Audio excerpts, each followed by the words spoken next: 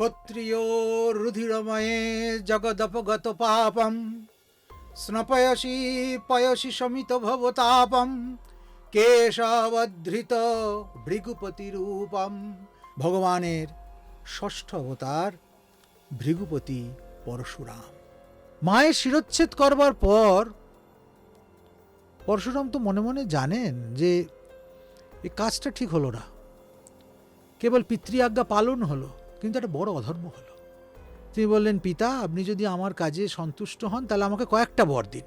পরশুরাম বলছেন, পিতা আপনি তপপ্রভাবে আমার মাকে পুনর্জীবিত করে দিন, সমস্ত অসম্ভব কাজ যেন আমি সম্ভব করতে পারি।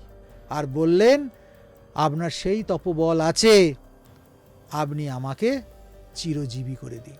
এই একজন চিরজীবী আছেন যিনি নিজে চিরজীবী হবার প্রস্তাব দিয়েছিলেন।